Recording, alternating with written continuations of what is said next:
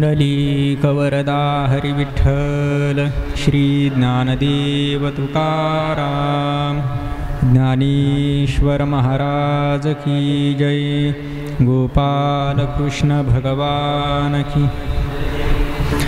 या कुंदेन्दु तुषार हार धवला या शुभ्रवस्त्रावृता या वीणावरदण्डमण्डितकरा या श्वेतपद्मासना या ब्रह्माच्युतशङ्कर प्रभृतिभिर्देवैः सदा वन्दिता सा मां पातु सरस्वती भगवती निःशेषजाड्यापहा। जयांचे किरिया स्मरण होय सकळ विद्यांचे अधिकरण तेची वंदू श्रीचरण श्री गुरूंचे। जयांचे नि आठवे शब्दसृष्टी अंगवे सारस्वत आघवे जिव्हेसी।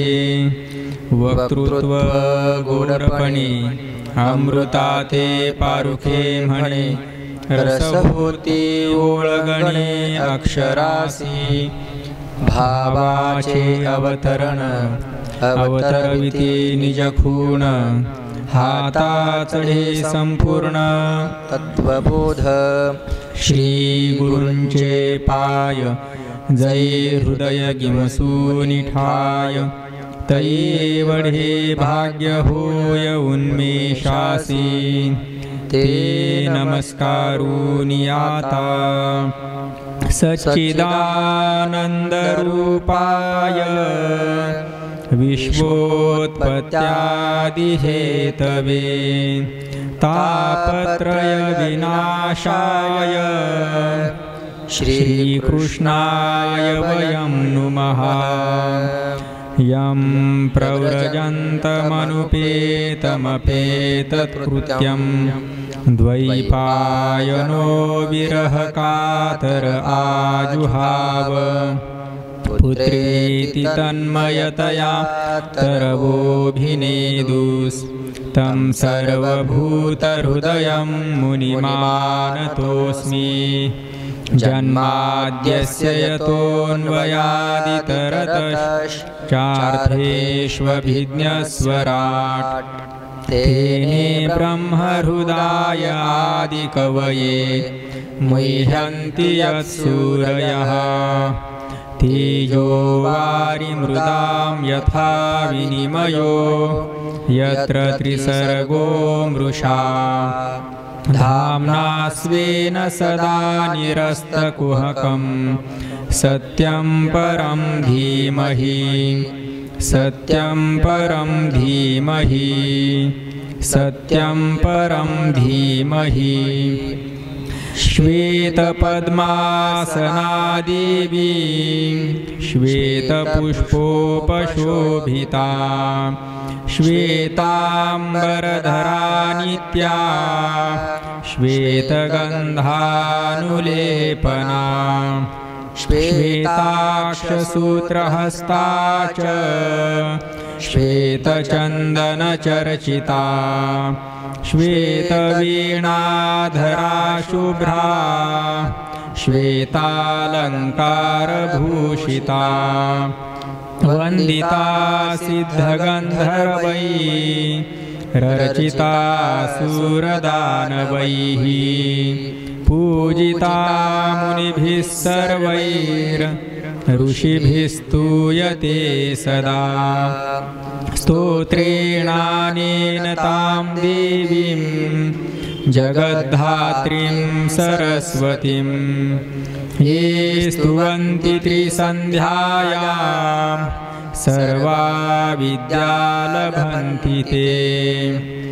वंशी विभूषितकरान्नवनीरदाभात् पीताम्बरादरुणबिम्बफलाधरोष्ठात् पूर्णेन्दुसुन्दरमुखादरविन्दनेत्रात् कृष्णात् परं किमपि तत्त्वमहं न जाने।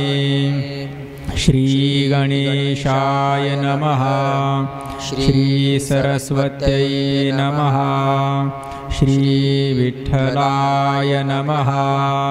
श्रीमातापितृभ्यां नमः। श्रीगुरुभ्यो नमः।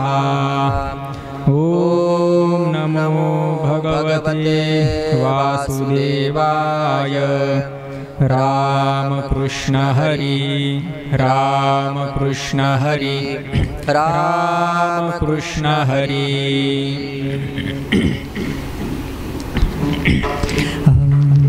बरवावो हरि बरवावो बरवावो हरि। गोविंद गोपाळ गुणगरुबावो गोविंद गोपाळ गुणगरुबावो। सावळावो हरि सावळावो सावळावो हरि सावळावो। मदन मोहन कान्हो गोवळावो मदन मोहन कान्हो गोवळावो। सावळावो हरि सावळावो सावळावो हरि सावळावो।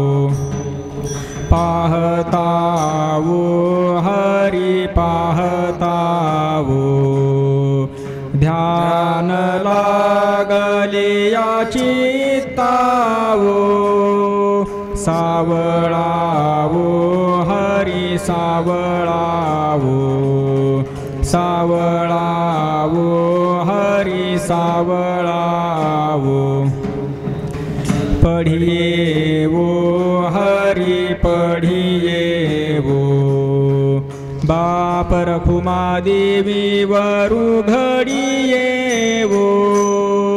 सावळावो हरि सावळावो सावळावो हरि सावळावो। मदन मोहन कान्हो गोवळावो मदन मोहन कान्हो गोवळावो। सावळावो हरि सावळावो सावळावो हरि सावळावो।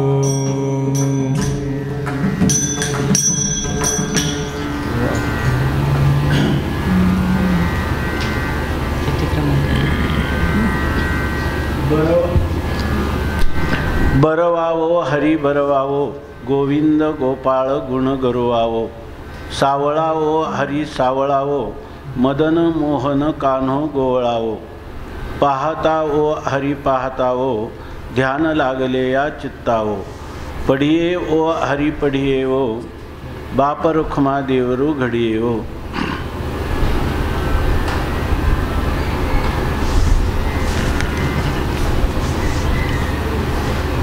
भगवान संत सम्राट ज्ञानोबारायांच्या जगद्गुरु तुकोबाराय शांती ब्रह्मनाथ महाराज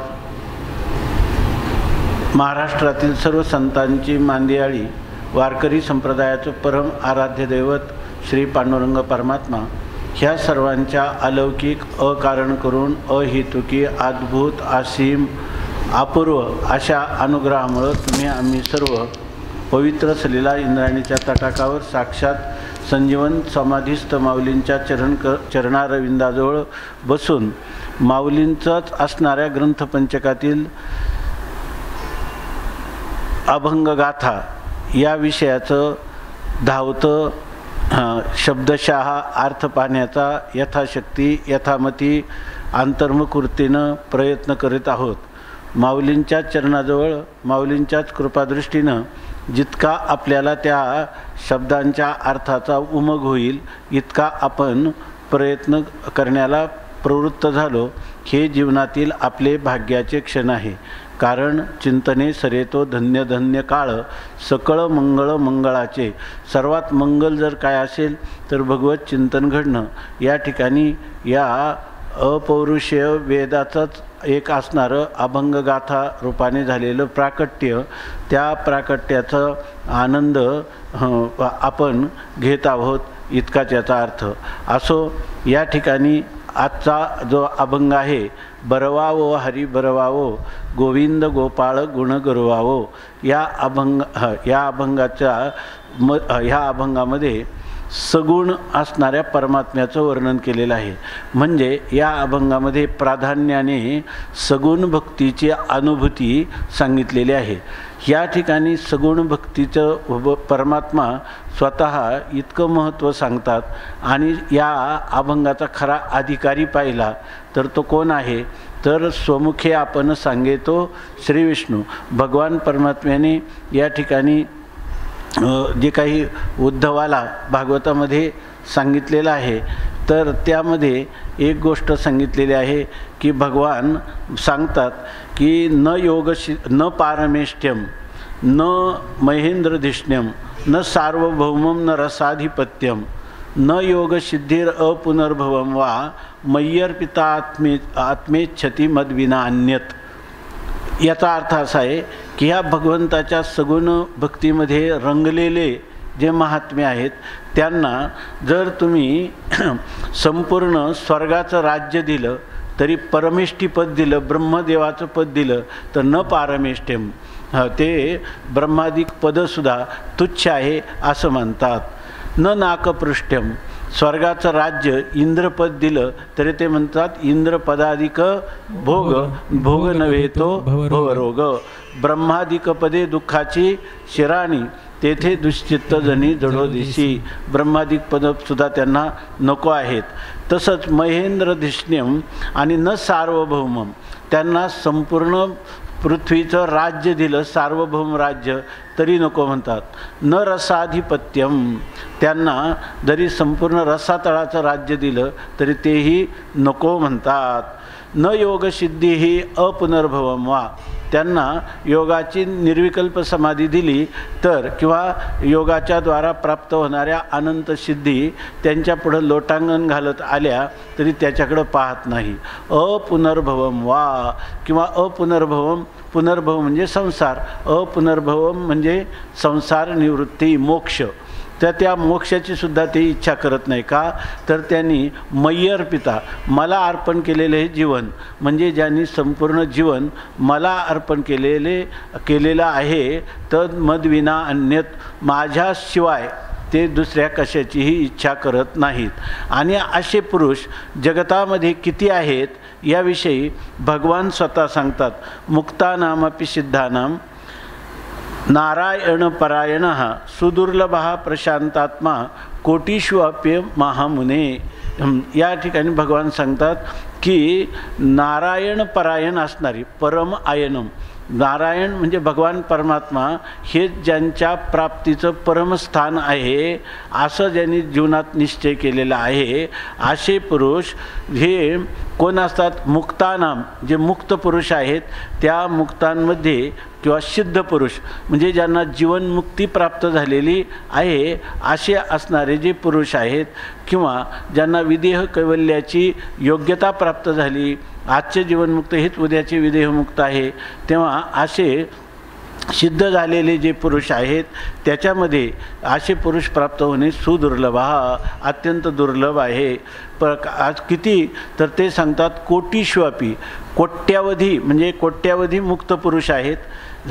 त्यांच्यामध्ये एखादाच खरा जीवनमुक्त होतो, सिद्ध होतो. आणि त्या जीवनमुक्ता, असा जीवनमुक्तामध्येही असा नारायण परायण, भगवान परमात्म्याचं तेच आपलं ध्येय आहे, त्याच्या विना अन्य कशाचीही आपल्याला इच्छा नाही, असे असणारे जे नारायण परायण ते सुदुर्लभा, अत्यांची प्राप्ती होणं हे अत्यंत कठीण आहे.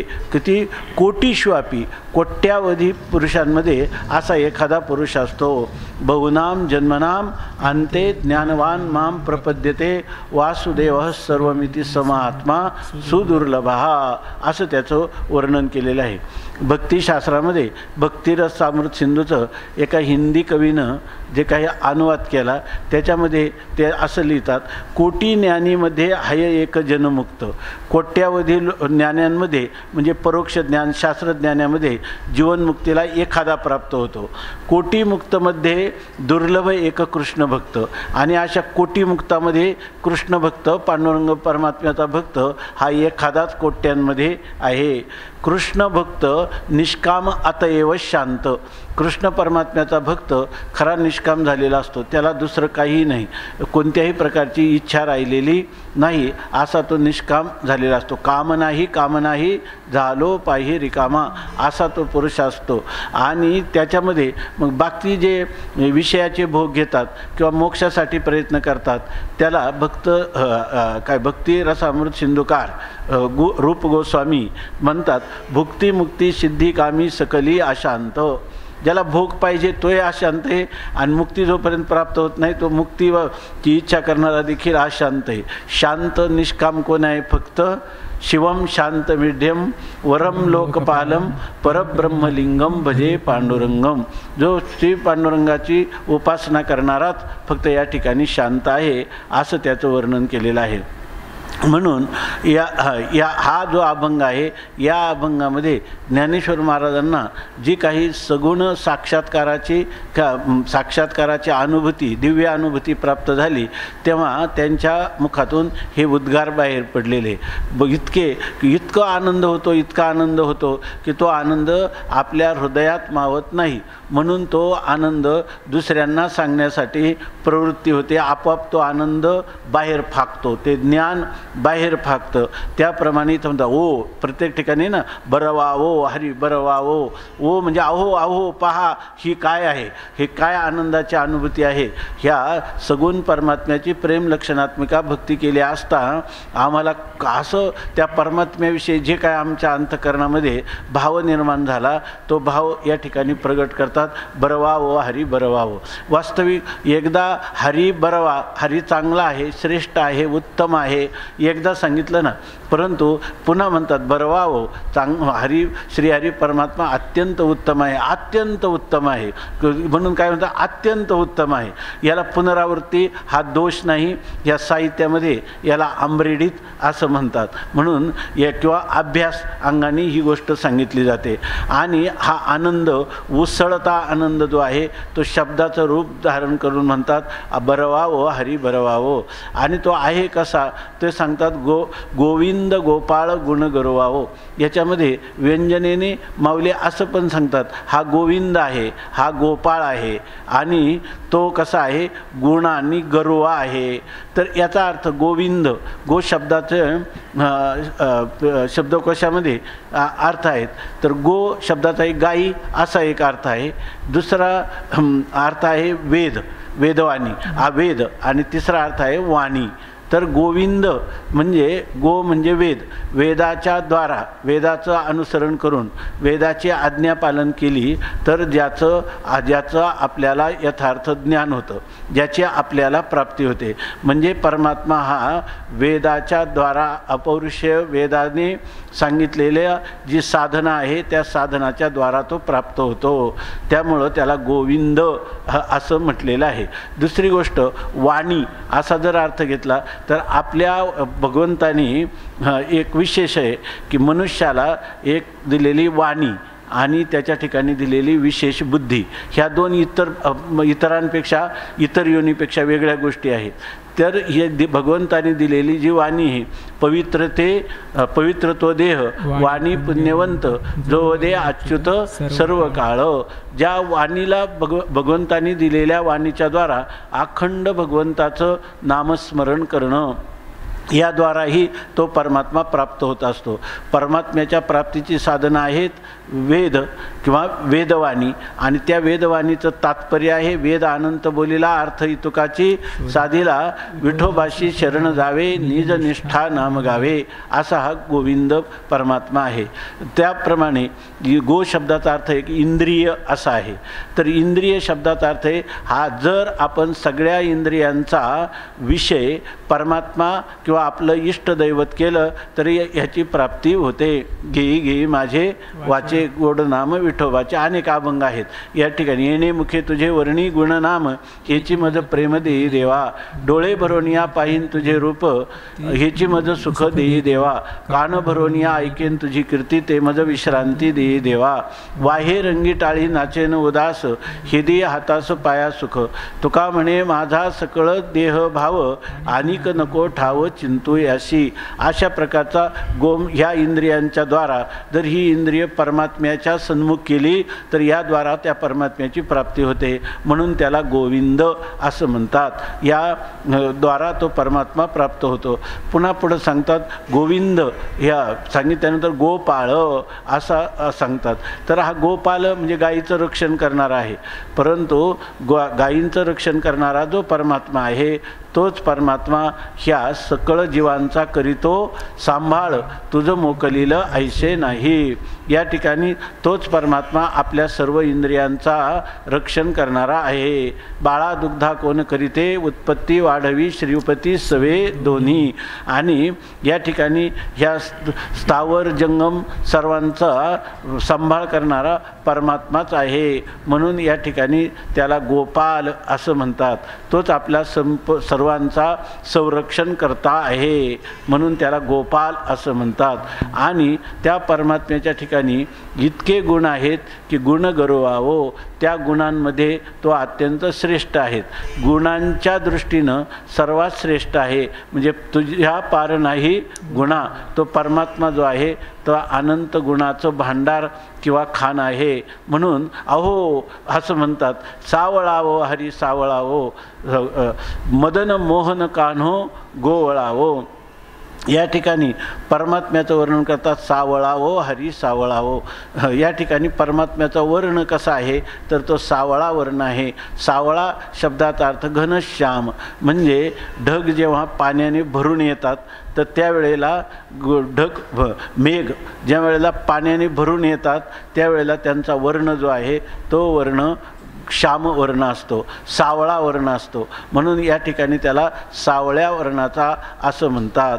किंवा समुद्र जो आहे त्या आपल्याला माहीत आहे पाण्याला कोणत्याही प्रकारचा वर्ण नाही, पण ज्या वेळेला एखादा अथांग समुद्र असतो आणि त्या समुद्राच्या कडेला उभे राहून आपण ते पाणी पाहू गेलो तर आपल्याला लांबवर केवळ निळसर अशी झाक त्या समुद्राच्या पाण्याची आपल्याला दिसून येते. आपल्याला माहीत आहे तरीसुद्धा ज्ञान असूनही तो समुद्र मात्र आपल्याला निळा दिसतो, सावळा दिसतो. याचं कारण असं आहे की व्यापक पदार्थ जो समुद्र कसा आहे अथांग आहे, त्याप्रमाणे आपला परमात्मा व्यापक आहे. आणि त्या व्यापक परमात्म्याला मनबुद्धी इंद्रियांच्या द्वारा कधीही विषय होत नाही. पण त्याला जर आपण दृश्य रूपाने पाहायला गेलो तर ते सच्चिद आणि आनंद असणारं परमात्मा तो त्या ठिकाणी सावळ्या रूपाने असंग निर्विकार निरपेक्ष व्यापक असणारं परमात्मा भक्तीच्या प्रांतामध्ये भक्ताला तो सावळा वर्णाचा दिसतो. याचा अर्थ मेघासारखा किंवा सागरासारखा अथंग आहे आणि मेघासारखा तो औदार्याने संपन्न आहे. तुझ्या पार नाही त्याच्यामध्ये तुझा ऐसा कोण उदाराची राशी, तुझा ऐसा कोण उदाराची राशी, आपुलेची देशी पददासा. आपलं पद देणारा असा दासांना देणारा औदार्यपूर्ण परमात्मा आहे. परमात्म्यासारखा उदार या ठिकाणी तुझा ऐसा कोणी न देखे उदार अभयदान शूर पांडुरंगा. आपल्याला अभयदान देण्याविषयी अत्यंत शूर असणारा आणि परमात्म्याच्या सारखा जगामध्ये कोणीही उदार नाही असा हा औदार्याची खान असणारा परमात्मा आहे. दुसरी गोष्ट की हा परमात्मा कोणावर कृपा करील तर हा अकारण करुणा वरुणालय आहे. त्याच्या मनात आलं तर तो आज्यामेळावर सुद्धा कृपा करतो. जो त्याला विरोध करतो त्या विरोधी भक्ताचं देखील तो मुक्ती देतो. त्या ठिकाणी रावण कंस यांचा देखील जो उद्धार करतो असा तो परमात्मा आहे. आणि तो कसा आहे, मेघाप्रमाणे आहे. नाही विचारित मेघ हागणदारी शेत. अशाप्रमाणे परमात्मा ज्या वेळेला तो ढग पाण्याने भरून येतो त्यावेळेला तो रिचवत असतो पृथ्वीवर. त्यावेळेला तो कोणावर कृपा कुठं पडायचं याचा विचार करत नाही. तसाच हा दयाघन परमात्मा आहे.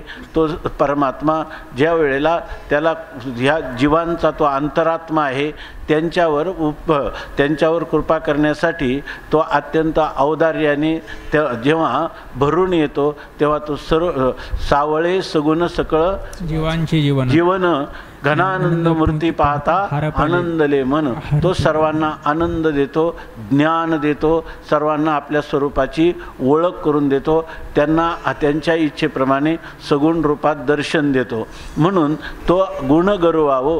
तो अनेक गुणांनी श्रेष्ठ आहे. म्हणजे त्या परमात्म्याच्या सारखे दुसरे कोणाचेही गुण नाहीत असा हा गुण गौरवाव आहे.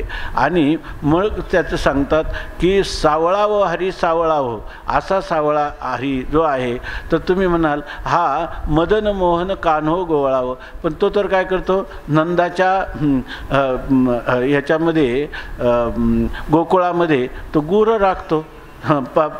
गोवळा तो गुरं सांभाळणारा आहे. तो गोवळा जरी असला तरीसुद्धा तो कसा आहे, सांगतात मदन मोहन आहे. आमचा कान्हो हे आवडीचं नाव आहे. ज्ञानोबारायांनी आवडीनं त्याला कन्हैया जशी यशोदा मैया म्हणते त्याप्रमाणे हा आमचा गोवळा गुरं राखणारा कन्हैया हा कसा आहे, मदन मोहन आहे. तुम्ही समजाल. परंतु त्याचं सौंदर्य जे आहे, त्याचं जे माधुर्य आहे तर ते कशा प्रकारचं आहे तर मदनाला मोहनी घालणार आहे. वास्तविक सगळ्या जगात येडका मदन तो केवळ पंचानन असं नाथ महाराजांनी त्याचं वर्णन केलेलं आहे. हा मदनरूपी कामरूपी हसणारा जो काही मदन आहे तर तो सगळ्या जगांना मोहिनी घालणार आहे.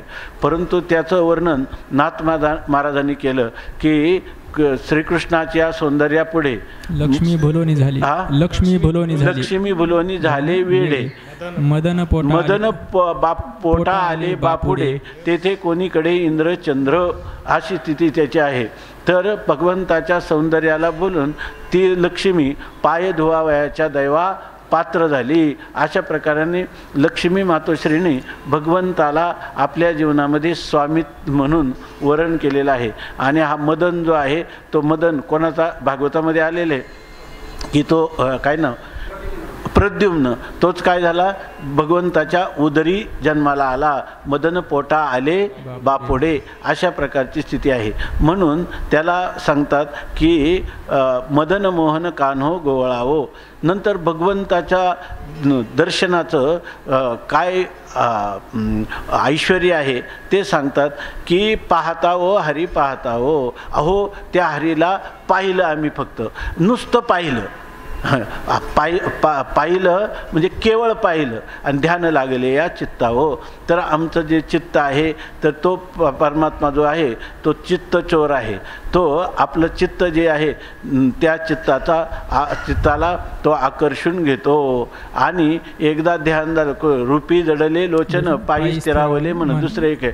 परमात्म्याला केवळ पाहिल्याबरोबर पाहिलिया वेध लावी बैसे जीवी जडोनी अशा प्रकारचा परमात्मा आहे. त्याला पाहिल्याबरोबर त्याला मनुष्याला वेड लागतं म्हणजे त्या परमात्म्याचं वेड लागतं आणि त्याच्यामध्ये त्याची वृत्ती परमात्माकार होते. आणि तो आता जर आम्हाला काढायचं म्हटलं बाजूला तरी त्याला ध्यान लागले या चित्तावं. ह्या चित्तामध्ये त्याचं ध्यानाचं काय हे केलं, तत्र प्रत्ययिकतानता ध्यानम. एकाच प्रत्ययाची आवृत्ती व्हायला लागली. आता दुसरं काही आम्हाला सुचत नाही.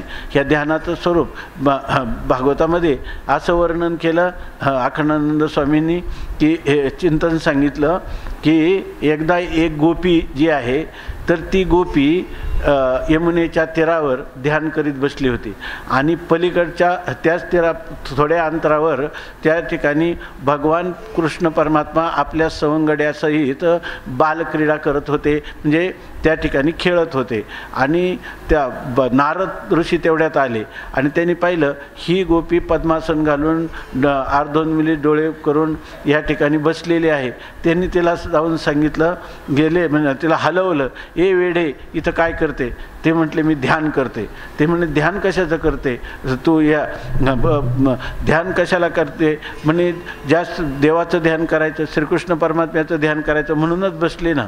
इथं साक्षात त्याची लीला या ठिकाणी चाललेली आहे आणि या लीलेचं दर्शन व्हावं म्हणून स्वर्गातले देव सुचलेले आहेत, पण त्यांना हे दर्शन होत नाही. आणि तू मात्र या गोकुळात जन्मलेली भाग्यवान गोपी आणि त्याच्याकडं पाठ केली आणि इथं ध्यान करीत बसली, तर हे तुझं योग्य नाही. त्यांनी सांगितलं कृष्णाचं कोण खेळतं? कृष्ण. आणि त्या कृष्णाचं ध्यान मला करायला सांगतो, मी मुळीच करणार नाही, करायचं नाही. मी इथं आले कशासाठी? त्याला विसरण्यासाठी. याचा अर्थ तिला जागृती स्वप्न सुषुप्तीमध्ये परमात्म्याचा चाळा लागलेला होता, म्हणून ते म्हणते की त्या परमात्म्याला विसरण्यासाठी ध्यान करते. पण हे ध्यान लागले या चित्तावं. पण ते ध्यान काय होतं माहिती आहे का? अगोदर तिला स्मृती होती, त्या स्मृतीपासून ती परान्मुख व्हायला पाहती, पण त्या ध्यानाच्या रूपाने पुन्हा चिंतन कोणाचं होतं? कृष्ण परमात्म्याचं होतं. मग असं काय काय वेधलेव मन तयाच्या गुणे आणि क्षणभर न विसंबे विठ्ठल रुक्मिणी, अशा प्रकारची स्थिती झाली. म्हणून म्हणते की ध्यान लागले या चित्तावं. आता काय पढिये ओ हरी पढिये ओ बाप रखुमा देवरू घडिये हो. आपल्या चित्ताची झालेली स्थिती ती आपल्या सखीला सांगते किंवा ज्ञानेश्वर महाराज हा सगळा संवाद आपल्या बुद्धिरूपी साजनीबरोबर मैत्रिणीबरोबर करतात. खरं सांगू का? पढिये हो, पढिये म्हणजे आवडायला लागला. तो आम्हाला इतका आवडतो असं घ्यावा अर्थ. पढिये हो हरी पढिये हो. पहिल्या पढियेचा आवडतो आणि ओ हरी पढिये तो इतका आवडतो की बाप रखुमा देवरू घडिये हो. हे बाप रुक्मिणी देवींचा वर असणारा भगवान श्री विठ्ठल हे ज्ञानोबारायांचं काय प्रत्येक अभंगाचं शेवटचं चरण आहे. तर त्याच्यामध्ये ज्ञानोबाराय म्हणतात घडिये घडिये हो. घडी म्हणजे क्षणाक्षणाला. आम्ही क्षणभर सुद्धा त्याला विसरू शकत नाही, इतका तो आमच्या जीवाचा आवडता झाला. आज सगळ्याची कारणं सांगता येतील, सगळ्याच्या प्रक्रिया सांगता येतील, पण आवडीची प्रक्रिया आत्तापर्यंत कोणालाही सांगता आली नाही. ती अनिर्वाच्य आहे. त्या तुमचं मन ती अरे एखादा मनुष्य दोषाने युक्त असतो आणि त्याच्याविषयी ज्याला गुणबुद्धी असते त्याला जर म्हटलं याच्या नादी लागू नका, तो म्हणतो त्याच्याशिवाय मी जगू शकत नाही. आहे की नाही? ही आवड कुठून आली? काय कारणाने आली? पाव तर गुण नाही, रूप नाही, कुठल्या प्रकारचं ज्ञान नाही, बुद्धीचा विकास नाही, आणि तरी त्याच्यावरही लुब्ध झालेले लोक असतात. तर याचाच अर्थ असा आहे की ही जी आवड आहे त्या आवडीचं विवेचन करता येत नाही. आपण जरी करण्याचा प्रयत्न केला तरी त्याचा नियत कार्यकारण भाव सांगता येत नाही. आपण हे पूर्वसंस्कार हे सुद्धा उन्यात चुकीचं बोलणं आहे. त्याच्यामध्ये गुणांनी आवड निर्माण झाली हे सुद्धा चुकीचं आहे.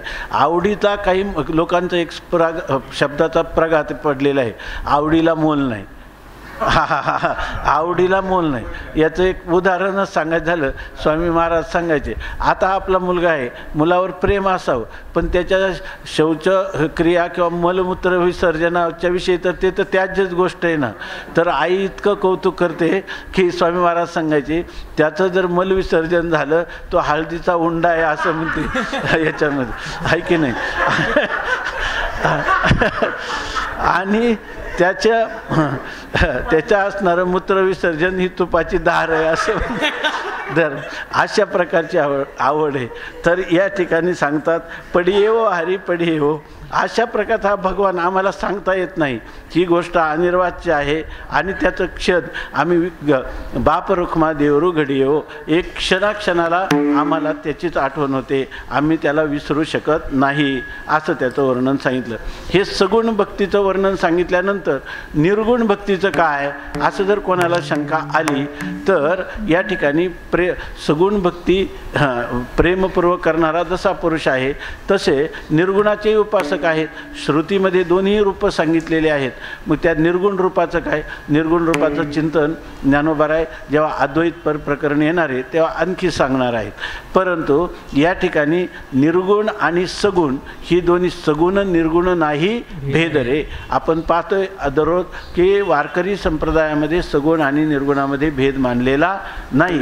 आणि हीच गोष्ट सिद्धांत रूपाने वारकरी जीवन सगुण आणि निर्गुण यात भेद मानत नाही. आणि तो सगुण निर्गुण दोन्ही एकाच परमात्म्याचे रूप आहे.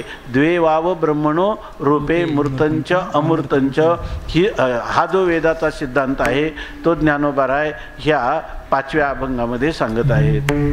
तुझ सगुण म्हणो की निरगुण रे, तुझ सगुण म्हणो की निरगुण रे, सगुण म्हणो की निरगुण रे, तुझ सगुण म्हणो की निरगुण रे, सगुण निरगुण एकू गोविंदो रे, अनुमाने ना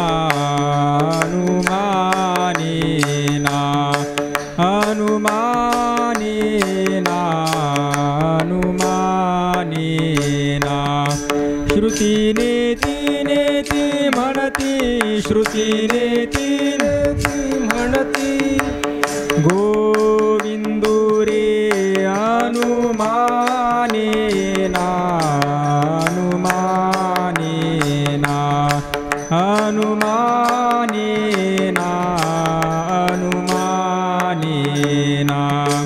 तुझ स्थूळ म्हणो की सूक्ष्म रे, तुझ स्थूळ म्हणो की सूक्ष्म रे, स्थूळ सूक्ष्म एकू गोविंदो रे, अनुमाने ना, अनुमाने ना, अनुमाने ना.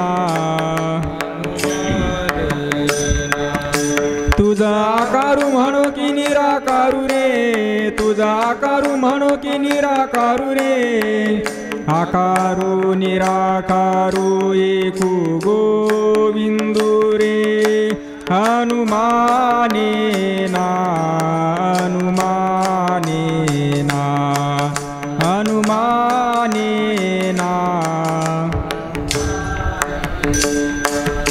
तुझं दृश्य म्हणो की अदृश्य रे, तुझं दृश्य म्हणो की अदृश्य रे, दृश्य अदृश्य एकू गोविंदो रे, अनुमाने ना, अनुमाने ना, अनुमाने ना, अनुमाने ना. निवृत्ती प्रसादे ज्ञानदेव बोले, निवृत्ती प्रसादे ज्ञानदेव बोले, बाप रखुमा देवी वरु विठ्ठलु रे, अनुमाने ना, अनुमाने ना, अनुमाने ना, अनुमाने ना. श्रुतीने ती म्हणती, श्रुतीने ती म्हणती, गोविंदो रे अनुमाने ना, अनुमाने ना, अनुमाने ना.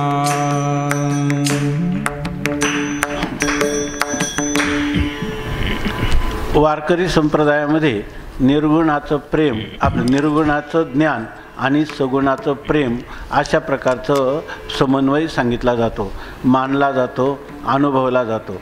आणि तीच गोष्ट या ठिकाणी असं आहे, मधुसूदन सरस्वतींनी भक्तिरसायनमध्ये ज्ञानाचा, निर्गुणाचा आणि सगुणाचा उपासक याच्यामध्ये एक भेद दिसतो. तो कोणता? तर ज्याने भगवंताचं नाम, भगवंताची लीला, भगवंताचं स्वरूप वर्णन ऐकलं की त्याचा अंतकरण जशी लाख आहे, उष्णता लागली की किंवा लोणी आहे ते पगळतं, म्हणजे द्रवीभूत होतं.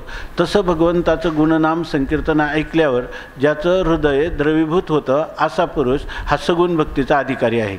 आणि ज्या पुरुषाच्या ठिकाणी, ज्याचं अंतकरणाच्या ठिकाणी निष्ठुरता आहे, ज्याच्या ठिकाणी हे ऐकल्यानंतर त्याला वाटत नाही त्या परमात्म्याचं नेमकं स्वरूप काय आहे, अजूनही काहीतरी विचार केला पाहिजे, श्रुतीमध्ये निर्गुणाचं वर्णन केलेलं आहे त्याचाही विचार झाला पाहिजे असं सांगून ज्याच्या अंतकरणात उलट असं सांगितलं की अशा निर्गुणाचा जो उपासक असतो त्याला सगुणाचं प्रेम ते वर्णनसुद्धा त्याच्या पुढं करू नये.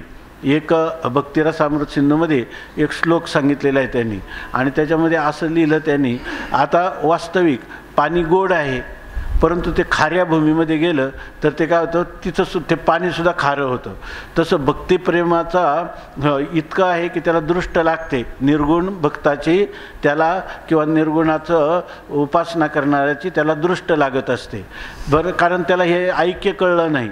ज्याला ऐक्य कळलं त्याला ज्ञानोबारायांच्या दृष्टीनं सर्व काय आहे, परमात्माच आहे. तो सगुणही परमात्मा आहे, निर्गुण. पण ह्या सगुण भक्तिप्रेमाला दृष्ट लागू नये म्हणून तो निर्गुण जो आहे त्याचं अंतकरणच बिचाऱ्याचं नाही, त्याचं वळणच पडलेलं नाही, कधी सगुण प्रेमाचं त्यांनी आस्वादनच केलेलं नाही. तर असा पुरुष ह्या भक्तीचा अधिकारी सगुण भक्तीचा अधिकारी नाही. पण तो निर्गुण भक्ती करू शकतो. पण हे सर्व शास्त्राचं हृदय आहे, मनोगत आहे, ही गोष्ट लक्षात येत नाही. तेव्हा या आता प्रस्तुत अभंगामध्ये निर्गुण काय आहे तर ते पण परमात्म्याचं रूप आहे. तुझं सगुण म्हणो की निर्गुण रे, परमात्म्याशी संवाद करतात. श्री विठ्ठलेश भगवंतापुढं उभं राहून ज्ञानोबाराय म्हणतात तुला सगुण म्हणो की निर्गुण रे. हां, ज्ञानोबाराय तुम्हाला काय वाटतं? हां, आम्हाला निवृत्ती प्रसादे ज्ञानदेव बोले. आम्ही नाथ महाराजांनी आमच्या श्रीगुरूंनी आम्हाला जो उपदेश केलेला आहे आणि सगुण निर्गुणाचं जे सामंजस्य घालून दिलं आहे त्या दृष्टीनं आमचा बोध असा आहे की निवृत्ती प्रसादे ज्ञानदेव बोले. निवृत्तीनाथ महाराजांचा आमच्यावर प्रसाद झाला. अभंगाचं शेवटचं चरण आहे, त्याच्यामध्ये बोलतात की बाप रखुमा देवरू विठ्ठलू रे. सगुण कोण आहे? श्री विठ्ठल. आणि निर्गुण कोण आहे? श्री विठ्ठल आहे. हे आम्हाला बाप रखुमा देवीवराच्या प्रसादाने निवृत्तीनाथ महाराजांनी दिलेल्या बोधाने सगुण आणि निर्गुण एकच आहे. तेव्हा तुझं सगुण म्हणू की निर्गुण रे, आम्हाला काय वाटतं?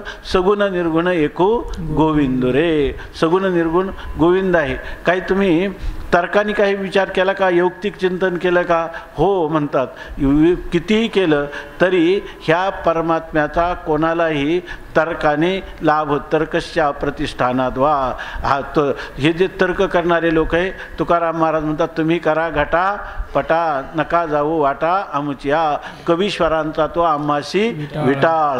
म्हणून आम्ही अशा प्रकारच्या तर्काने हा परमात्मा जाणला जाऊ शकत नाही. तो तर्काचा काय तुकाराम महाराज म्हणतात, हे जे तार्किकांचा टाका संग, तार्किकांचा टाका संग पांडुरंग स्मरा. हो, कारण आत्तापर्यंत कितीही नैयायिक झाले तरी उदयनाचार्यांसारखे बोटावर मोजणारे सोडले तर त्यांना परमात्म्याच्या सगुण निर्गुण स्वरूपाचा अनुमानाने निश्चय झाला नाही. परमात्म्याचा अस्तित्व त्यांनी अनुमानाने स्वीकारलं. त्यांनी वेदाने सांगितलेला ईश्वर मानला परंतु तर्काने मानला आणि त्याचा अनुभव त्यांच्या अंतकरणामध्ये भगवत प्रेम जागृत झालं नाही. त्यामुळे सगुण उपासना घडली नाही आणि ते शब्दाच्या रानामध्येच वनवन भटकत राहिले. ते सगुणही नाही आणि निर्गुणही उपासना त्यांना करता आली नाही आणि केली तर अनुमानाने असल्यामुळं ती स्थिर रूपाने त्यांच्या अंतकरणात ती भक्ती स्थारा धरू शकली नाही. म्हणून तुकाराम महाराज म्हणतात तार्किकांचा टाका संग. अशा प्रकारची स्थिती आहे. आणि त्यांना विचारलं तर का कळत नाही? अनुमानेना. अनुमान परमाला विषय होत नाही हे तर जाऊ द्या, परंतु श्रुती नेती म्हणते. श्रुतीला विचारलं की परमात्मा कसा आहे? सच्चिदानंद रूप आहे. मग सद्रूप चिद्रूप आणि आनंदरूप हे परमात्म्याचे धर्म आहेत का? तर नाही, ते त्याचं स्वरूप आहे. मग त्याचं स्वरूप आहे तर सच्चिदानंद पदाला ते विषय होतं का त्याचं स्वरूप? तर होत नाही म्हणतात. मग आता सच्चिदानंद स्वरूप का बरं तुम्ही प्रयोग केला शब्दाचा? ते श्रुती माता सांगते, काय सांगते?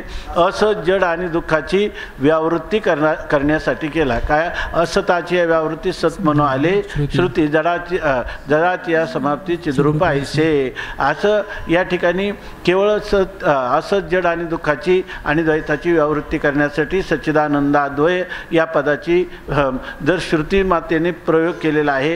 ही श्रुतीची स्थिती अशी आहे ऐकी नाही. म्हणून वेद जाणू गेला तव मौनावला ते गुह्य तुझला प्राप्त कैचे. अशी जर याची स्थिती आहे तर तेच म्हणतात की श्रुती नेती म्हणते. परमात्मा असा नाही, परमात्मा असा नाही असं करून निषेधावधीभूत असणाऱ्या परमात्म्याच्या वास्तव स्वरूपाला किंवा अधिष्ठान स्वरूपाला ती उर्वरित ठेवते. अशी श्रुतीची पद्धती आहे. मग त्याला सगुण म्हणावं का निर्गुण म्हणावं? सगुण आणि निर्गुण दोन्हीही काय आहे? परमात्माच आहे. या ठिकाणी तो सगुणही नाही निर्गुणही नाही असं नाही. सगुण निर्गुण दोन्ही काय आहे? परमात्माच आहे. आणि सगुण निर्गुण दोन्ही विलक्षण ब्रह्म सनातन विठ्ठला हा अशी आमची धारणा आहे.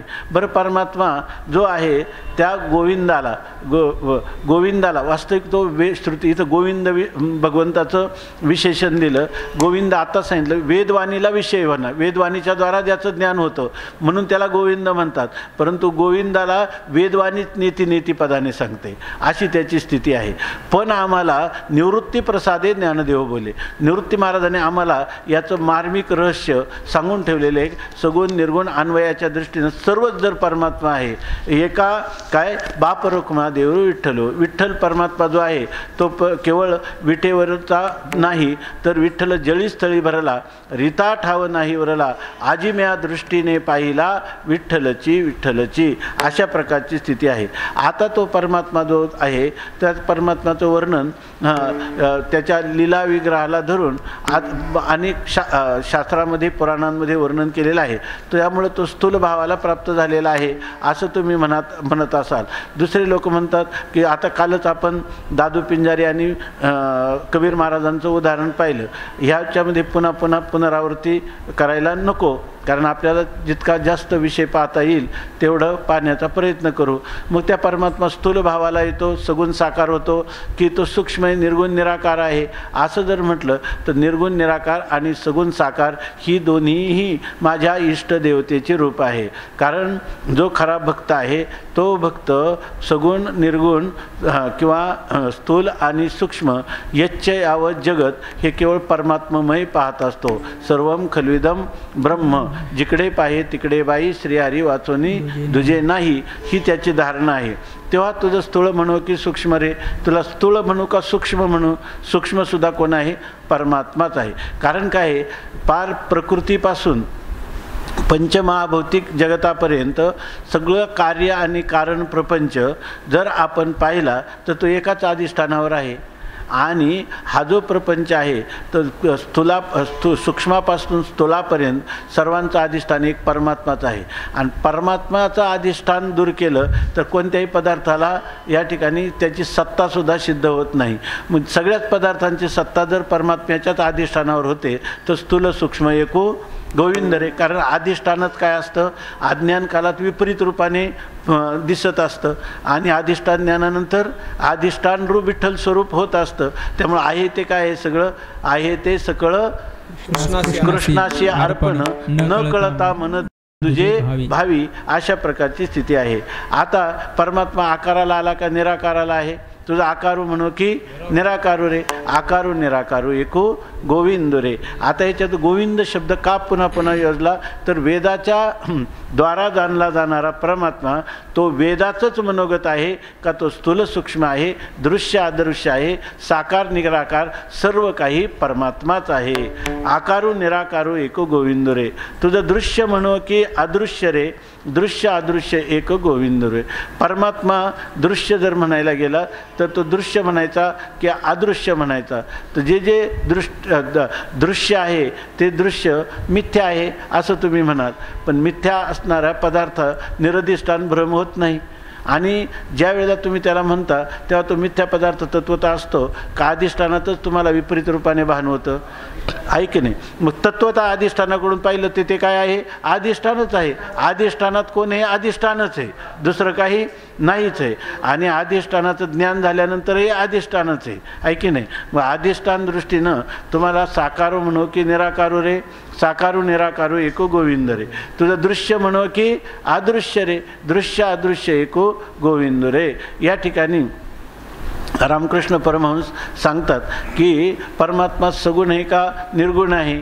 तर ते म्हणतात ज्या वेळेला तुम्ही निर्विकल्प समाधीमध्ये आहे, देवभाव विवर्जित आहेत, उन्मनी अवस्थेत आहात, तर त्यावेळेला परमात्मा निर्गुण आहे. आणि ज्या वेळेला तुमच्या व्यवहार कालात आहे त्यावेळेला तुमचा परमात्मा सर्व रूपाने नटलेला आहे. हां, त्यामुळं तो परमात्मा काय आहे, सगुण आहे. म्हणजे परमात्मा सगुण पण आहे आणि परमात्मा निर्गुण आहे. व्यवहार कालामध्ये सगळं सगुण, सगळा गुणात व्यवहार, आणि परमात्मा मात्र सगुण कधीच होत नाही. अरे जीव अल्पज्ञ अल्पशक्तिमान, त्याच्या ठिकाणी हे सगळे आकार मानता आहे की नाही. आणि शुद्ध सत्वात्मिका मायेचा उपाधी केलेला परमात्मा मात्र साकार होत नाही असं म्हणता आहे की नाही. हे याच्या ठिकाणी तुमच्या कोणत्याही प्रकारच्या युक्ती तुमच्या ठिकाणी नाही. आणि इकडं मात्र काय आहे, युक्ती उपलब्ध आहेत. शास्त्राचं मनोगत आहे, शास्त्र आहे, युक्ती आहे आणि महापुरुषांचा तो अनुभव आहे. म्हणून म्हणतात तुझं दृश्य म्हणो की अदृश्य रे, दृश्य अदृश्य एक गोविंद रे. आणि सर्व काय, निवृत्ती प्रसादे ज्ञानदेव बोले, बाप रुक्मा देवरू विठ्ठल रे. आता याच्या ठिकाणी सगळ्या ठिकाणी गोविंद शब्द आहे आणि एकाच शेवटच्या चरणामध्ये विठ्ठल शब्द आहे. तर हा विठ्ठल शब्दसुद्धा माऊलींनी हेतुपुरस्सर योजला असावा. कारण निवृत्तीनाथ महाराजांच्या प्रसादाने बोलतो. याचा अर्थ काय आहे, आम्ही गुरु परंपरेचं संप्रदाय पुरस्पर, वेदांतानुमोदित संप्रदाय पुरस्पर जे आम्हाला ज्ञान प्राप्त झालं गुरुकृपेने, ते आम्ही सांगतो की याचं उत्तर निश्चित असंच आहे. हा सिद्धांत आहे आणि हा सिद्धांत प्रतिपादन करणारी परंपरा आमची ना तरी आदिगुरु शंकराला किंवा निवृत्तीने दिदले माझ्या हाती. म्हणून निवृत्ती प्रसादे ज्ञानदेव बोले. आणि काय आहे, बाप रुक्मा देवरू विठ्ठल रे. बाप रुक्मा देवरू श्री विठ्ठल हाच सगळा सगुण साकार, निर्गुण निराकार, दृश्य अदृश्य, साकार निराकार सर्व काही हा परमात्माचा आहे. याच्यातून एक त्यांना व्यंजनेनं अर्थ सांगायचा, तो विठ्ठल आहे. म्हणजे तुम्हाला या ठिकाणी बुद्धिमांद्य असेल, कुतर्क असेल, विपर्य असेल, दुराग्रह असेल, पण जर त्या पांडुरंगाचं तुम्ही शरणागती केली तर तुमच्या जीवनात विदधाती लाती ठाती शून्यान गृह्णाती इति विठ्ठला. हा सर्व लोकांना सकळाशी येते आहे अधिकार, कलियुगी उद्धार हरीच्या नामे. म्हणजे त्या ठिकाणी वेदवाणीच्या रूपाने परमात्म्याला जाणण्याचा प्रयत्न करणारा वेद, तोच वेद जो आहे तो वेद ज्याचे निश्वसित आहे तो परमात्मा या ठिकाणी आज विठ्ठल रूपाने आमचा आराध्य दैवत बनलेला आहे आणि तोच सर्व काही झालेला आहे. अशा प्रकाराने माऊली या अभंगात सांगतात. आता तो परमात्मा, त्याचं सगुण परमात्म्याचं ऐश्वर्य काय आहे हे आता पुढच्या अभंगात सांगतात. त्रिभंगी देहुडा ठाण मांडुनिया माये, कल्पद्रुमातळी वेणू वाजवितो आहे. कल्पद्रुमातळी वेणू वाजवितो आहे. गोविंदो माये गोपाळू, सबायाभ्यंतरी अवघा परमानंदो. सबाह्याभ्यंतरी अवघा परमानंदो. सावळे सगुण सकळा जीवांचे जीवन, घनानंद मूर्ती पाहता हारपले मन. घनानंद मूर्ती पाहता हारपले मन. शून्य स्थावर जंगम व्यापुनी राहिला अकळ, बाप रखुमा देवी वरू विठ्ठलू सकळ. गोविंदो माये गोपाळू, सबायाभ्यंतरी अवघा परमानंदो. सबाह्याभ्यंतरी अवघा परमानंदो.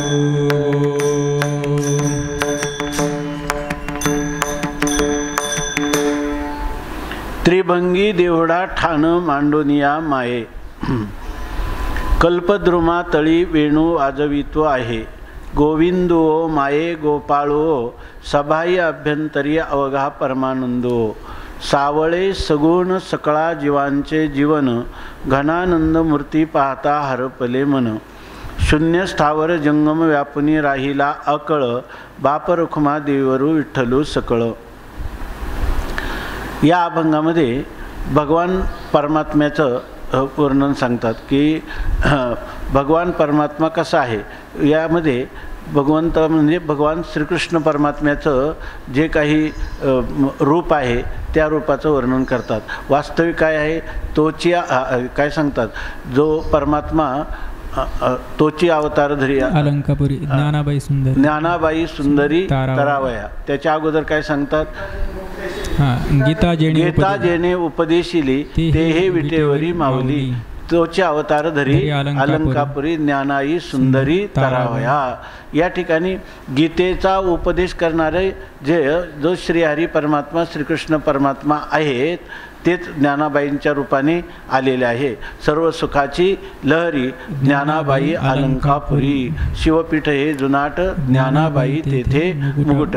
म्हणून ज्ञानेश्वरीमध्ये किंवा ज्ञानोबारायांच्या ह्या ग्रंथपंचकामध्ये झालेले सगळं जे काही अभिव्यक्ती आहे ती त्याच परमात्म्याची आहे. जो गीता उपदेश करणारा श्रीकृष्ण परमात्मा तोच या ठिकाणी विटेवर उभा आहे आणि तोच जनाला तारण्यासाठी ज्ञानोबारायांच्या रूपाने आलेला आहे.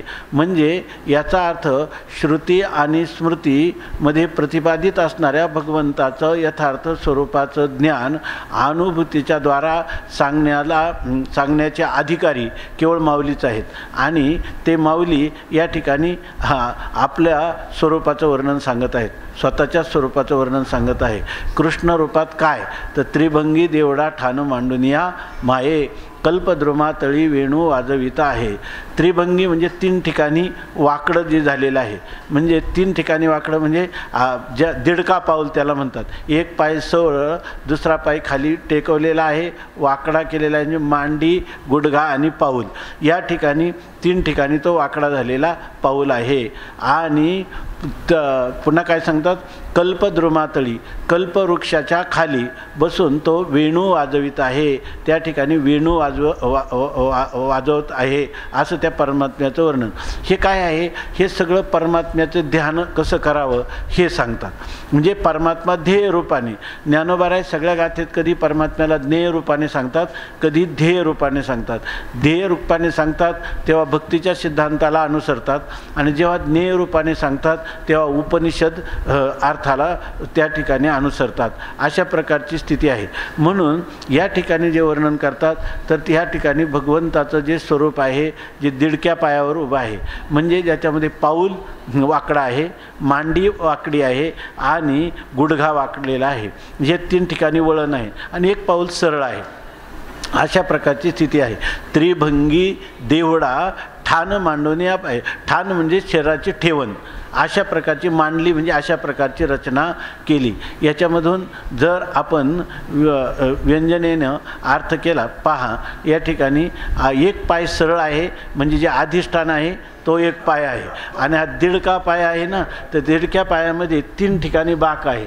तर आपल्यामध्ये ह्या पुरुष सूक्तामध्ये लिहिलेलं आहे की हा जो पाय आहे तो कोण आहे, शूद्र आहे. या ठिकाणी मांडी हे वैश्य आहे, आणि कर जे आहेत वेणू धरलेला तर ते क्षत्रिय आहेत, आणि वेणू ज्या मुखाने वाजवतो तो काय आहे, ब्राह्मणस्य मुखम आसीत. पहा परमात्म्याचं ब्राह्मण हे काय आहे, मुख आहे. म्हणजे पहा तर ह्याच्यामध्ये परमात्म्याने ही जी स्थिती प्राप्त केली तर ह्या स्थितीमध्ये परमात्मा क्षत्रिय वैश्य ब्राह्मण क्षत्रिय वैश्य आणि शूद्र हे परमात्म्याचे काय आहेत, सगळे अवयव आहेत. सर्व अवयव आहेत आणि हे योग्य ठिकाणी भगवंतांनी ठेवलेले आहेत.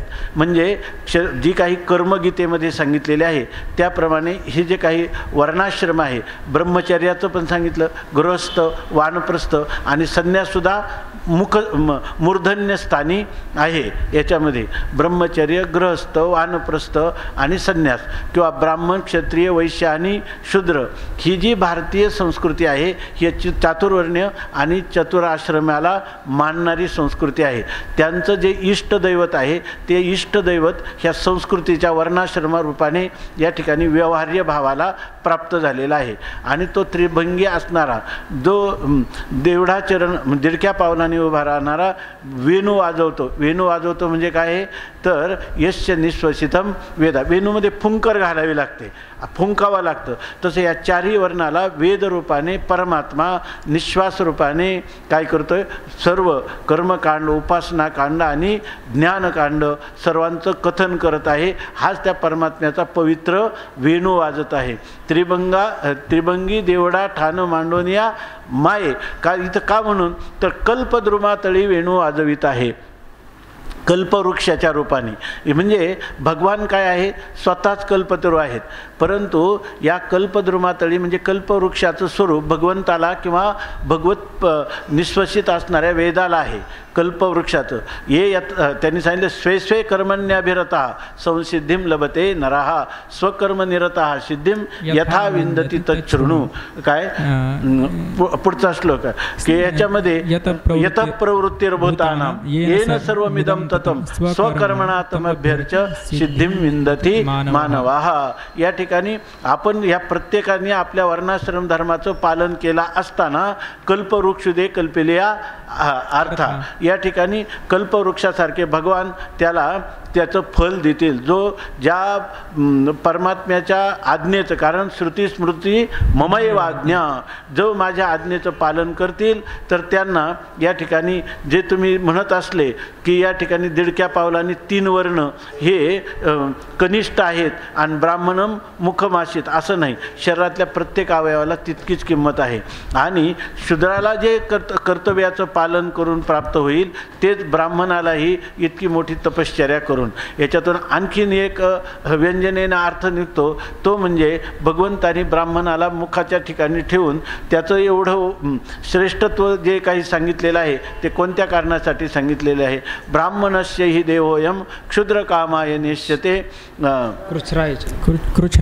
कृच्छ्राय तपसेचेह प्रत्यानंत्य सुखायच. ब्राह्मणाचा देह आहे तो केवळ विषय भोगासाठी नाही. बाकीच्या लोकांना त्यांचं रजोगुण, तमोगुण किंवा रजोतमोगुण किंवा सत्वरजगुण प्रमाणे जन्म आलेले आहेत आणि ब्राह्मण हा सत्वगुणांनी बनलेला आहे. तेव्हा त्याला मात्र रात्रंदिवस काय करायचं तर रात्रंदिवस कृच्छ्राय तपसेचेह, त्यांनी अत्यंत कष्टकारक असं तप करून वेणू वाजून संपूर्ण तिन्ही वर्णांना योग्य प्रकाराने मार्गदर्शन करायचं आणि स्वतः तपस्या करायची. आपण दारिद्र्य जीवन जगून, कारण त्याला श्रीमंतीसाठी त्याचा जन्मच झालेला नाही, तप करण्यासाठी जन्म झालेला आहे आणि त्याला फळ काय मिळेल, प्रेत्यानंत्य सुखायचं, मरणानंतर अनंत सुखाच्या डोही एकसरा तळूची घेतला जी स्थिरावनी तेही तेची झाले. मग हे फल फक्त ब्राह्मणालाच मिळेल का, नाही. हे 3 वर्ण जर आपल्या आपल्या कर्माचं पालन करतील तर त्यांनासुद्धा अशाच प्रकारची हे अनंत सुख म्हणजे मोक्षसुख त्यांना देखील प्राप्त होईल, अशी ही भारतीय सनातन परंपरा संस्कृती सांगते. म्हणून म्हणतात त्रिभंगी देवडा ठाण मांडोनिया माये कल्पद्रुमातळी वेणू वाजविता आहे. असं जर जीवन झालं तर काय होईल, गोविंदो माये गोपाळो सभाया अभ्यंतरी अवघा परमानंदो. याच्यातही पुन्हा असं आहे की यांनी केवळ कर्माचंच पालन करायचं असं नाही, तर त्यांनी ती कर्म ही ईश्वराची पूजा रूपाने करायची. म्हणजे ही झाली वैधी भक्ती. ही वैधी भक्ती करतील तर त्यांना कोणती भक्ती प्राप्त होईल, अनुरागात्मिका भक्ती प्राप्त होईल. अनुरागात्मिका भक्ती प्राप्त झाली तर वैदिक भक्तीचंच पर्यवसान होईल आणि त्यांना तत्त्वज्ञान पण होईल आणि ज्ञानोत्तर जीवनात पुन्हा त्या प्रेम लक्षणात्मक भक्तीची अनुवृत्ती होऊन जीवनमुक्तीचं विलक्षण सुख मिळेल. अशा प्रकारची ह्या संस्कृतीची रचना आहे. म्हणून म्हणतात की गोविंदो माये गोपाळो, त्या परमात्मा गोविंद आहे, ती वेदवाणी आहे, त्या वेदवाणीनं त्याची प्राप्ती होईल आणि प्राप्ती होण्याच्या पूर्वी त्याची केलेली जी सेवा किंवा भजन त्याच्याद्वारा गोपाळो, तो तुमच्या इंद्रियांचंही रक्षण करील. तुमच्या इंद्रियांना या ठिकाणी निषिद्ध विषयांपासून परान्मुख करून त्या तुमच्या परमात्म स्वरूपाच्या ठिकाणी त्यांना स्थिर करण्यासाठी परमात्माच, तुम्ही ज्याचा आश्रय केला तो परमात्माच तुम्हाला सहाय्य होईल. म्हणून म्हणतात तो गोपाळ पण आहे. आणि तो देईल काय? सबाह्य अभ्यंतरी अवघा परमानंदो. सबाह्य बाह्य विषयाकडे पाहिलं किंवा आतमध्ये पाहिलं तर अंतःकरणाचा अधिष्ठानही तोच आहे आणि बाह्य विषयाचा अधिष्ठानही तोच आहे आणि अंतःकरण वृत्तीद्वारा त्या विषयांशी जोडणाराही तोच आहे. फक्त तुम्हाला काय पाहिजे की सर्व ठिकाणी आत बाहेर मध्य सगळं नांतन न मध्यम न बही स्मरंतः कौपीनवंतः खलु भाग्यवंतः. तुम्ही फक्त त्या भगवत भजनामध्ये त्या परमात्म्यालाच विषय केलं. आत पाहिलं तर परमात्मा, बाहेर पाहिलं तर परमात्मा. आत हरी, बाहेर हरी, हरीने गरी कोंडिले. मग आपोआप हरी काय करतो? हरीने कामा घातला चिरान वित्तवरा मुकविले. हे सगळं परमात्माच करत असतो. आपण फक्त काय करायचं? लेकरू आईच्या साह्याने किंवा आईच्या आधारावर खेळत असतं. त्याला चिंता कोणत्याही प्रकारची नाही. त्याची चिंता कोणाची? त्याची चिंता कोणाला आहे? तर त्याची चिंता मातेला आहे. त्याचप्रमाणे आपली सर्व चिंता काय आहे? पांडुरंग परमात्म्याला आहे. मग त्याला काय आहे? त्याने त्याला सबाह्य अभ्यंतर, बाह्य असो आणि अभ्यंतर. मग अभ्यंतरासहित बाह्य किंवा बाह्यासहित अभ्यंतर सर्व परमानंद आहे. याचा अर्थ त्याला काय आनंद? विषय भोगताना जो आनंद मिळतो तसा भगवत भक्ताला आनंद आहे का? नाही, त्याला परमानंद आहे.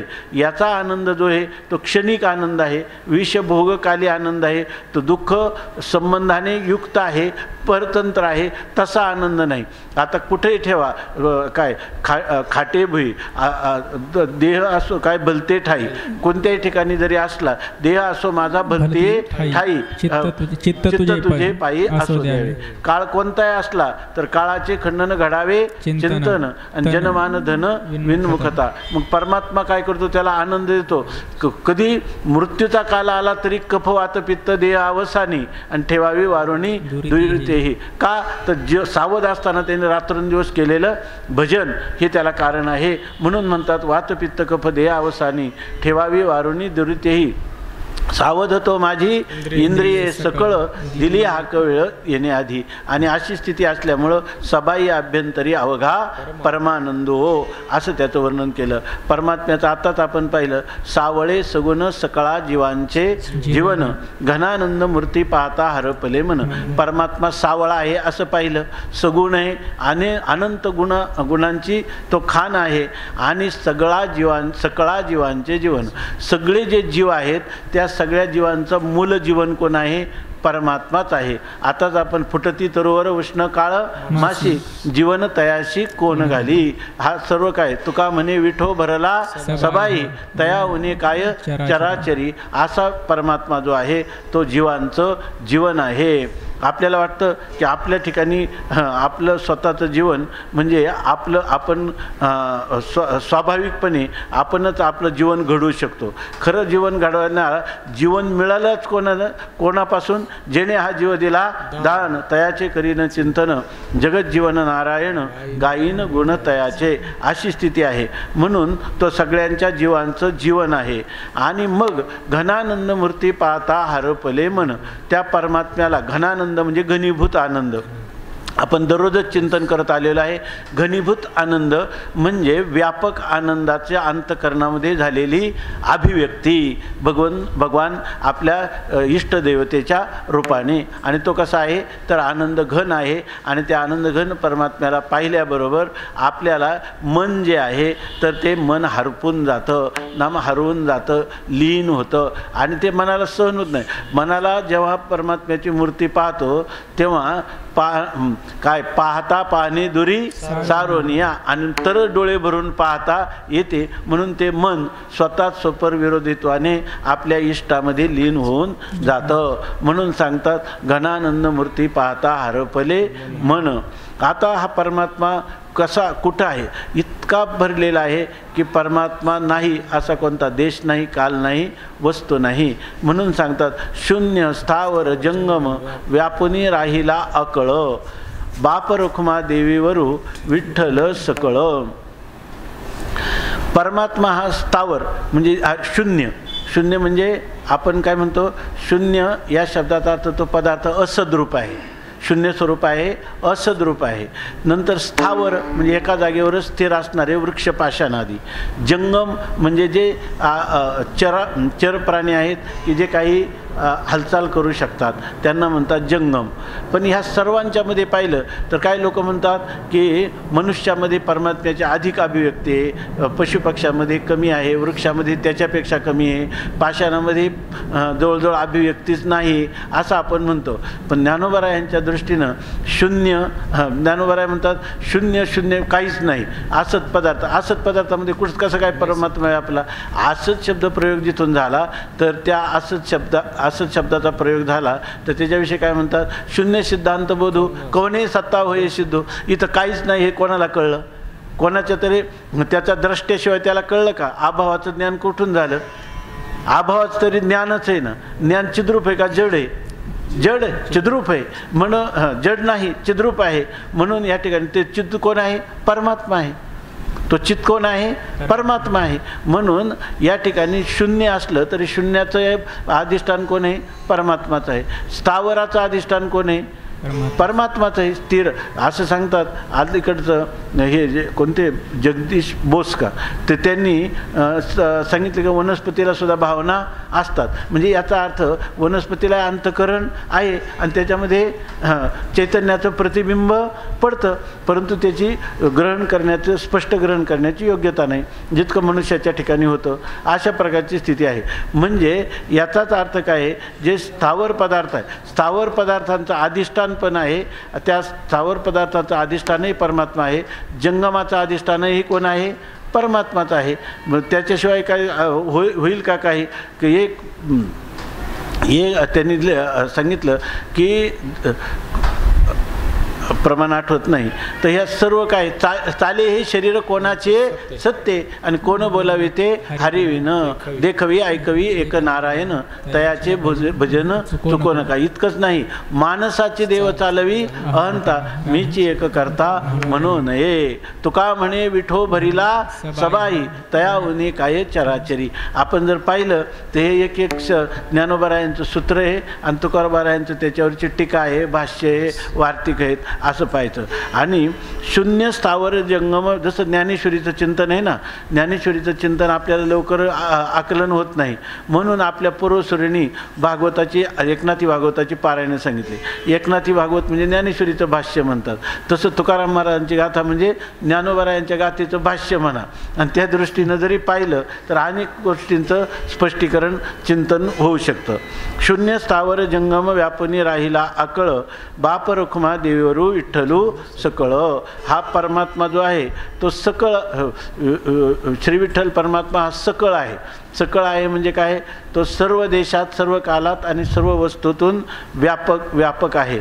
दुसरं म्हणायचं झालं तो सर्व आहे, तो परमात्मा सर्व तोच आहे. नंतर सर्व रूप तोच आहे, आणखीन सर्वातीतही तो सर्वगत आहे, सर्वाधिष्ठान आहे, सर्वद्रष्टा आहे, सर्व साक्षी आहे, सर्व आहे आणि काहीच नाही. काहीच न होण्या काहीच न होण्या काही एक होता, काहीच न होण्या काही एक होता. अशा प्रकारची त्याची स्थिती आहे. म्हणून